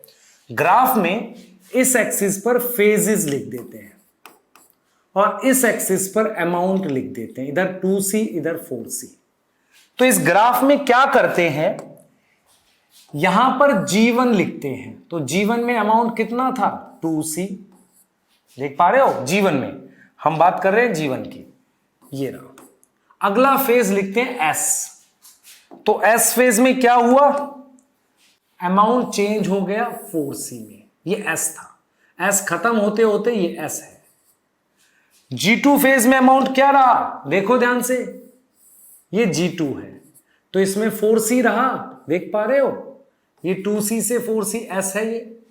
फिर M फेज में क्या हुआ बेटा? M फेज में वापसी डिक्रीज किया, ये M है, 4C से 2C। बढ़िया ग्राफ दिख रहा है, ठीक है? क्लियर? तो ये एक मतलब तरीका आपको ये समझाने का कि अगर आप इस चीज को ऑब्जर्व कर सको बेटा, इस चीज को ऑब्जर्व कर सको कि this G1 phase and this is G2 phase, दोनों में अमाउंट कांस्टेंट है, दोनों में अमाउंट क्या है? कांस्टेंट है। बेटा बिल्कुल फोकस करके पढ़ो, आप बहुत ध्यान से पढ़ोगे तो चीजें समझ आएंगी, है ना? क्लियर? अमाउंट कांस्टेंट है। हमारे पास एस फेज में और एम फेज में अमाउंट वेरिएबल है। क्लियर है ना? थोड़ा सा लेवल बढ़ा दिया, है ना, ताकि बोर्ड से उठा के नीट पे टच कर दिया आपके लिए। क्लियर? यहां तक समझ आ गई बात? तो अमाउंट वाला टॉपिक क्लियर हो गया आपको, ठीक है? तो कभी भी क्वेश्चन आए, अगर क्वेश्चन आ जाता है बेटा कि amount of DNA, amount of DNA in G2 phase, अगर ये क्वेश्चन आ जाता है तो आप क्या मार्क करोगे? आप कहोगे भाई G2 फेज लिखा है और साथ में डिप्लॉयड सेल भी लिखना पड़ेगा।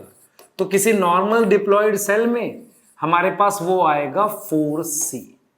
ऑप्शन में 4C मार्क करना है ना? ऑप्शन में हम क्या मार्क करेंगे? 4C मार्क करेंगे। यहां तक समझ आ रहा है? ठीक हो गई बात? चलिए एक लास्ट चीज इसमें हमने देखनी है, वो क्या है? वो है प्लॉइडी, क्योंकि प्लॉइडी का कॉन्सेप्ट बहुत जरूरी है समझना। ध्यान से समझना, मैं क्या बताऊंगा। सबसे पहले हमने जस्ट पढ़ा M, G1, S और G2, ये चीज पढ़ी हमने, ठीक है? ये चीज पढ़ी। हमने कहा कि इनमें से हमारे पास इसमें क्रोमैटिन दिखता है ना? क्रोमैटिन दिखता है। ये जो क्रोमैटिन दिखता है वो ये रहा, ये क्रोमैटिन है, ठीक है? जिसके अमाउंट को मैं 2C लिख रहा हूं, ठीक? एस फेज में वो क्रोमैटिन डबल हो जाता है, मतलब डबल होना स्टार्ट हो जाता है। ये डबल होना स्टार्ट हो रहा है ना, ये डबल हो रहा है। G2 फेज में वो डबल हो चुका है। G2 फेज में क्या हो चुका है? डबल हो चुका है। तो इसको अमाउंट को लिखा 4C, इसको लिखा 2C। अब मैं आपको एक चीज समझाने जा रहा हूं बेटा, ध्यान से सुने। G1 फेज में क्रोमोसोम नहीं दिखते, क्रोमोसोम नहीं दिखते, no chromosome visible, chromosome visible नहीं है, ठीक है? कोई क्रोमोसोम हमारे पास विजिबल नहीं है। क्लियर ना? इसमें क्रोमोसोम दिखते हैं, इस फेज में भी हमारे पास कोई क्रोमोसोम नहीं दिखते। लेकिन मैं आपको एक सिंपल टर्म में समझा रहा हूं, इस फेज में क्रोमोसोम नहीं दिखते। अगर हम अज्यूम करें तो वो मुझे ऐसे दिखेंगे। ऐसे दिखने का मतलब ये सेंट्रोमियर है ऐसे, और उसमें ये एक क्रोमैटिड है। इसे हम क्या नाम दे सकते हैं? एक क्रोमैटिड, सिंगल क्रोमैटिड। और ये एक जैसे दिखने वाले क्रोमोसोम को होमोलोगस पेयर बोलते हैं। लेकिन अगर इस फेज में भी क्रोमैटिन दिखता है, क्रोमोसोम नहीं दिखता। अगर क्रोमोसोम दिखे तो मुझे वो ऐसे दिखेंगे, जिसमें एक क्रोमोसोम पे, देख लो इस बात को, एक क्रोमोसोम पे दो क्रोमैटिड है। क्रोमोसोम अभी भी दो ही हैं। देखो यहां कितने क्रोमोसोम है? दो। लेकिन क्रोमोसोम पर सिंगल क्रोमैटिड है। लेकिन जो डीएनए डबल हुआ वो ऐसे दिख जाएगा, एक क्रोमैटिड ये, एक क्रोमैटिड ये क्रोमैटिड इस क्रोमैटिड की कॉपी होता है और वो सेंट्रोमियर पे जुड़ा हुआ होता है। तो आपको यहां पर यह सीखना है कि जब मैं G1 से G2 की तरफ जाता हूं, नंबर ऑफ क्रोमोसोम चेंज नहीं होते। इसको जरा हम एक डायग्राम से समझेंगे, ठीक है? एक डायग्राम से समझेंगे जो आपके बेसिक्स क्लियर करेगा, ठीक? जरा देख लो, this is M, this is G1, S और G2, ठीक? क्लियर। अब जरा ये देखना बेटा, ये मेरे पास ये एक क्रोमोसोम है, ये अलग क्रोमोसोम है ऐसे, and this is different chromosome. Total मैंने 3 बना दिए। इसके जैसे और होमोलोगस पेयर, मतलब इस पर अगर कैपिटल ए जीन है, यहां स्मॉल ए है, इसके जैसा एक और, तो एक जैसे दिखने वाले क्रोमोसोम को हम क्या नाम देते हैं? Homologous pair. तो अभी कितने क्रोमोसोम है? काउंटिंग बिठाओ, जरा लगाओ काउंटिंग बेटा, कितने हैं? देखो ध्यान से, कितने हैं? 1 2 3 4 5 6, ठीक है? तो हमारे पास टोटल नंबर ऑफ क्रोमोसोम यहां काउंट करो, कितने बेटा? 6। अब मैं ये कह रहा हूं कि क्रोमोसोम नहीं दिखते, क्रोमैटिन दिखता था। हमारे पास क्या होता था बेटा? क्रोमोसोम नहीं दिखते थे, क्रोमैटिन दिखता था। क्रोमैटिन, ऐसे क्रोमैटिन दिखता था। ये तो मैंने अज्यूम किया है। अगर ये ह्यूमन सेल होता, ध्यान से सुनो बेटा, अगर ये, तो देखो मैं इसको कैसे लिखूंगा, ये मैंने कहा होमोलोगस पेयर। कितने क्रोमोसोम है? नंबर ऑफ क्रोमोसोम कितने हैं? सोचो, नंबर ऑफ क्रोमोसोम है 6, ठीक? अब इधर आते हैं, एक बार इधर आते हैं, फिर बात करेंगे इस पे। मैं फिर से ऐसे ही इसको ड्रॉ करता हूं, ठीक? इस तरीके से फिर ड्रॉ करता हूं, क्लियर? अब मैंने यहां पर ऐसा ड्रॉ कर लिया, ये सेम जो यहां था वो चीज यहां ड्रॉ कर ली। लेकिन G2 फेज में अमाउंट 4C है, तो इसके क्रोमोसोम कैसे होंगे? उसमें ये डबल हो जाएगा, यहां इसके साथ ऐसे हमारे पास डबल हो जाएगा बेटा, ऐसे। समझ पा रहे हो मैं क्या कर रहा हूं? मैं ये कह रहा हूं ये यहां डबल हो गया। मतलब क्या हुआ कि जो डीएनए डबल हुआ है यहां पर, वो इसके साथ एक कॉपी और बन गई। तो इसे मैं क्रोमैटिड बोलूंगा। तो मेरे पास एक क्रोमोसोम पे, समझो इस चीज को, मेरे पास एक क्रोमोसोम पे, इस चीज को समझें आप, ठीक है? इस चीज को समझें, मेरे पास एक क्रोमोसोम पे कितने क्रोमैटिड होंगे? 2 क्रोमैटिड हैं यहां, है ना? मैं काउंटिंग फिर से करूंगा आपके लिए, आपको समझ आएगी बात। देखो मैं लिख रहा हूं 1, इस पूरे को 1 ही लिख रहा हूं। यहां पर ये 1 था, सोच पा रहे हो? देख रहे हो क्या? क्या यही समझना है आपने? यहां पर टोटल कितने क्रोमोसोम है? टोटल है 6। कितने बताए? 6। यहां पर भी टोटल कितने हैं? 6। 1 2 3 4 5 6। नंबर चेंज नहीं हुआ, क्या डबल हुआ है? इस क्रोमोसोम के साथ एक इसकी कॉपी बन गई है यहां साइड में, जिसे हम क्रोमैटिड कह रहे हैं। तो इसका मतलब ये हुआ, इसका मीनिंग ये हुआ कि नंबर ऑफ क्रोमोसोम चेंज नहीं होता। अगर ये 46 होते तो G1 फेज में पहले तो क्रोमैटिन दिखेगा, क्रोमोसोम नहीं दिखेगा। अगर मैं बनाऊं तो वो ऐसे बनेंगे। लेकिन G2 फेज में S फेज के बाद आता है, वहां एक क्रोमोसोम में 2 क्रोमैटिड है, एक क्रोमोसोम में 2 क्रोमैटिड है। मुझे लग रहा है ये बात समझ आनी चाहिए आपको कि G1 और G2 में फर्क ये है कि मैं ये चीज कहना चाह रहा हूं बेटा यहां पर कि जीवन में, देख लो इस चीज को बिल्कुल दिमाग में बैठा लो, ये डिफरेंस है बेटा, अगर ये समझ गए तो कहानी एकदम क्लियर। MG1SG2, कहानी एकदम क्लियर। जीवन में इसको क्रोमोसोम कह सकते हैं, G2 में ये क्रोमोसोम होगा। अगर इस पर जीन कैपिटल A है तो इसके जैसी एक और कैपिटल A यहां पर होगी। ठीक, अगर इसका कोई पेयर है मेरे पास, ये बना दिया जिस पर स्मॉल a है, तो इसका एक और पेयर यहां बनाऊंगा जिस पे स्मॉल a, इसकी जैसी एक और कॉपी स्मॉल a। तो मैंने ये जो बनाया इसे क्रोमैटिड कहते हैं, इसे भी क्रोमैटिड कहते हैं। और ये दोनों किस पे जुड़े हुए हैं, इस लोकेशन को कहते हैं सेंट्रोमियर। ये दोनों सेंट्रोमियर पे जुड़े हुए हैं, तो दोनों को मिलाकर एक सिंगल नाम देते हैं सिस्टर क्रोमैटिड, जो एक दूसरे की कॉपी होते हैं। तो आपको ये बात दिमाग में बैठानी है कि जीवन में ये क्रोमोसोम है और G2 में ये है। अगर ये समझ गए तो एकदम क्लियर हो गया टॉपिक, क्योंकि इसको जब आप बीच में से डिवाइड कर कर ऐसे दो सेल्स में भेजोगे तो ये और ये कॉपी हैं, तो दोनों सेल में सेम डीएनए जाएगा, है ना। ये चीज समझ पा रहे हो? तो मैं सिंपल आपको ये समझा रहा हूं बेटा कि ये चीज अगर आपको समझ आए, ये होमोलोगस पेयर हैं, तो कितने पेयर हो गए? This is 1 pair, 2 pair, 3 pair, तो 3 पेयर हैं, मतलब टोटल 6। और हम क्या करते हैं बेटा, हम क्या करते हैं, इस चीज को समझो आप, हम क्या करते हैं यहां पर, इस चीज को समझो। ये जो एक साइड है, ये इस एक साइड को हम n लिखते हैं, n, ठीक है। ह्यूमन में देखो यहां n कितना है, 3। अगर ये ह्यूमन का सेल होता तो n बराबर में 23 होता। सोच पा रहे हो? इस एक साइड को n लिखते हैं और इन दोनों को मिला के देखो n बराबर में 3 हुआ, इन दोनों को बराबर में 2n = 6 लिखते हैं। तो n का मतलब क्या है, हैप्लॉइड, और 2n का मतलब क्या है, डिप्लॉइड। ये बात सोच पाओगे? सोचो, है ना। n और 2n का मतलब क्या हो, तो ये एक साइड n है, देखो अभी भी ये n है, पर ये वाला n और ये वाला n में फर्क, ये डबल है ऐसे बस। तो अभी भी इसको 2n = 6 लिखेंगे, इसका मतलब ये डिप्लॉइड है, और ये भी हमारे पास डिप्लॉइड है। तो कुछ स्टेटमेंट बोलूंगा, ध्यान से सुनना, बहुत इंपॉर्टेंट है।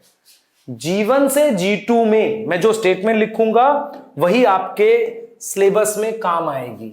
जीवन टू G2 अमाउंट डबल होता है, यस। क्रोमोसोम डबल हुए, क्रोमोसोम डबल हुए, बताओ, डबल क्रोमोसोम की बात कर रहा हूं, हम कहेंगे नो, क्योंकि यहां भी 6 है, यहां भी 6 है। डबल क्या हुआ, क्रोमैटिड, दिस सिंगल, ये डबल हुआ है, क्लियर, सही है। तो ये डबल हुआ है, तो इसका मतलब ये हुआ बेटा, इसका मतलब ये हुआ, इसका मतलब ये हुआ हमारे पास, ध्यान से सुनेंगे, इसका मीनिंग हमारे पास ये होगा कि क्रोमोसोम नहीं बदलते हमारे पास। इस चीज को समझो, हम ये समझ रहे हैं जीवन से लेके है ना G2 तक क्या चेंज नहीं होते, no change in chromosome number. किसमें चेंज हो रहा है, चेंज इन किसमें, क्रोमैटिड नंबर। अमाउंट डबल हो रहा है, क्या डबल हो रहा है, अमाउंट। मतलब ये सेल है, अगर ये G1 है, S और G2 है, यहां अमाउंट 2C है, तो यहां अमाउंट 4C है, ये डबल हो रहा है। लेकिन अगर यहां 46 क्रोमोसोम है तो यहां भी क्या होंगे, 46। क्रोमोसोम नंबर चेंज नहीं हुआ, और इसको मान लो 2n = 46 डिप्लॉइड लिखेंगे, तो इसे भी क्या लिखेंगे, 2n = 46 डिप्लॉइड लिखेंगे।